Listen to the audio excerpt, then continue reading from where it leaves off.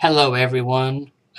Today's discussion is there are too many people in our jails and prisons.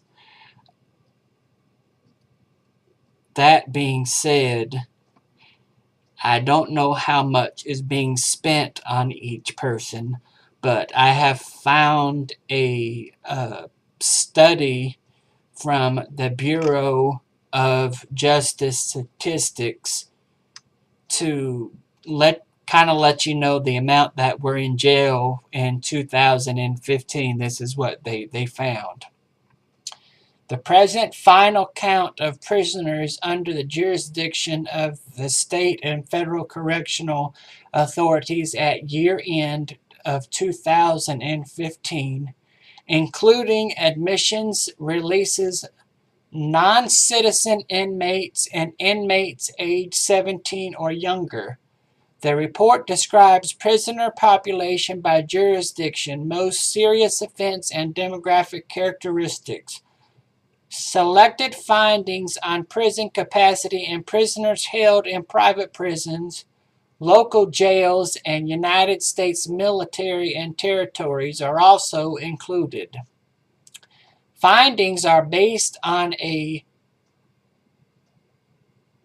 National Prison Statistic Program, which collects data from state departments of corrections and federal bureaus of prisoners. The total number of prisoners held under the jurisdiction of state and federal correction authorities on December 31st, 2015 were at 1,526,800, which decreased by 35,500, which is down more than 2% from the year end of 2014. 40% of the total change in the U.S. prison population. After increasing during the previous 2 years, the number of state and federal female prisoners decreased by 1% in 2015. The state and federal prisons held 1,476,800 persons has been sentenced to more than 1 year on December 31st, 2015. The imprisonment rate in the United States decreased 3% from 471 prisoners per 100,000 U.S. residents of all ages in 2014 to 458 prisoners per 100,000 in 2015. That's outrageous. And I don't even know if part of these people even belong in prison or jail. But this is for the jail inmates of 2015. Present information on the change in the number of jail inmates between 2000 and 2015 are by sex, race, Hispanic origin, and conviction status. This report also provides estimates of year-to-year changes from 2000 to 2015 and the average daily population rated capacity of local jails and percents of capacities occupied. It also includes statistics by jurisdiction, size, on changes in the number of inmates, number of missions, and weekly turnover rates by 2014 and 15. And estimates and standard errors were based on the BJS annual surveys of jails. An estimated 721,300 inmates were confined in county and city jails on average day in 2015, which is down from the peak of 776,600 inmates on an average day in 2008. Still very ridiculous. And this ain't even telling you what crimes they committed. So it's hard to tell why these people are even in here. In 2015, there were 10.9 million admissions in jail, counting a steady decline since 2008.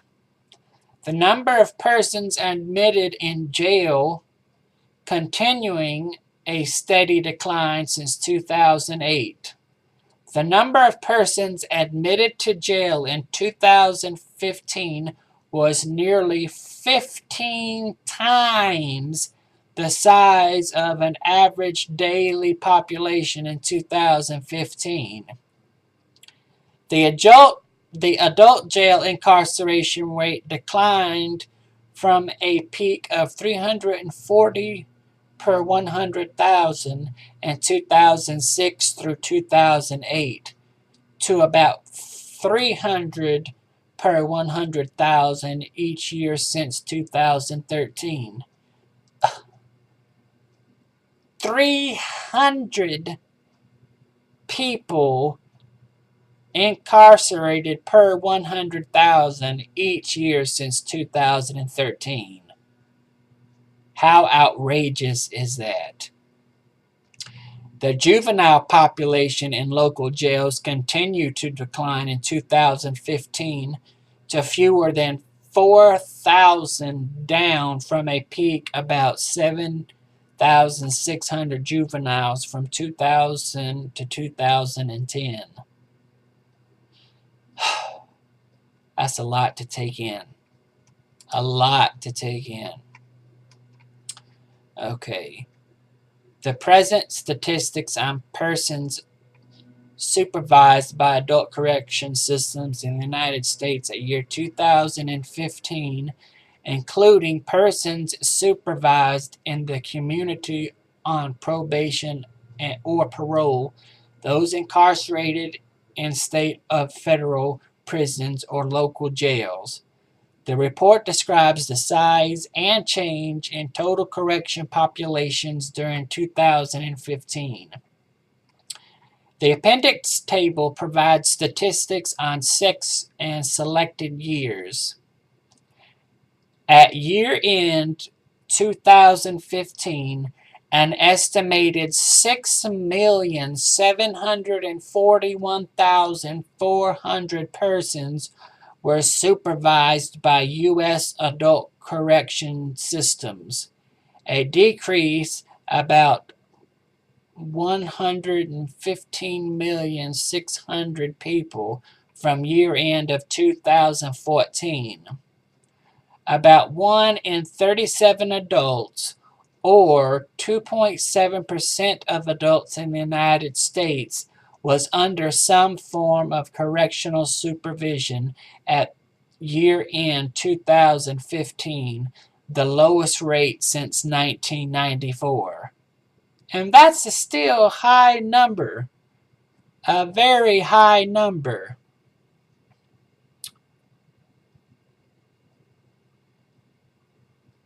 By year-end 2015, the community supervision population, 4,650,900, fell to the lowest level since 2000.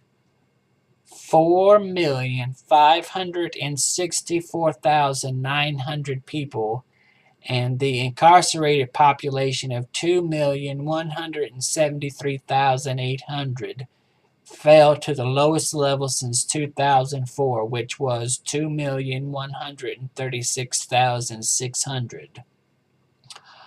All of the decrease in the population supervision population during 2015 resulted from a drop in the probation population down to 2%, at the parole population up 1.5% increased.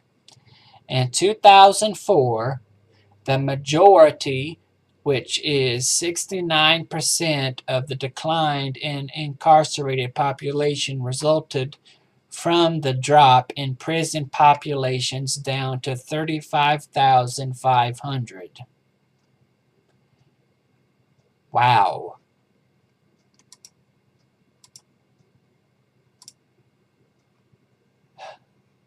I still can't understand that.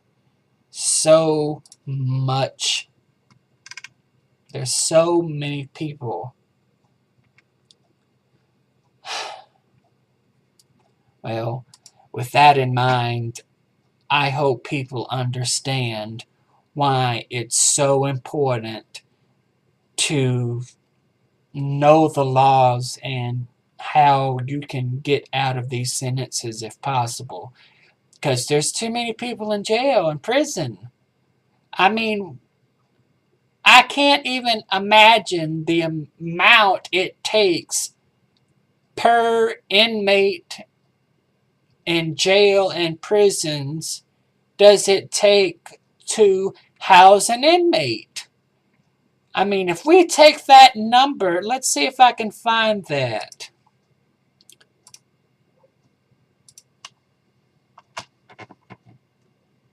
Let's see.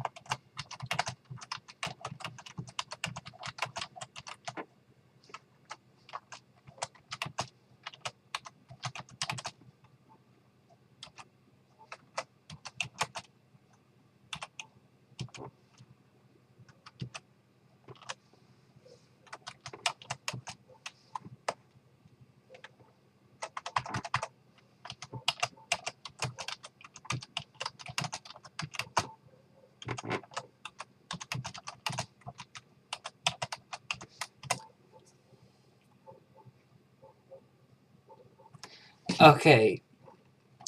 The Vera Institute of Justice released a study in 2012 that found the cost in prisoners in 2010 in the 40 states that participated was $39 billion. The annual average taxpayer cost in these states was $31,286 per inmate. The New York State was most expensive with an annual cost of $60,000 per inmate, and this was done in 2013. And we wonder why we're in financial trouble. All these people being incarcerated. I'm sure it takes a lot less to rehabilitate some of these folks than just putting them in jail. I mean, maybe we need to think about what we're doing here. If you like what I'm doing and want to comment, please submit your comments below. And if you'd like to hear more and see more of my videos, please hit subscribe.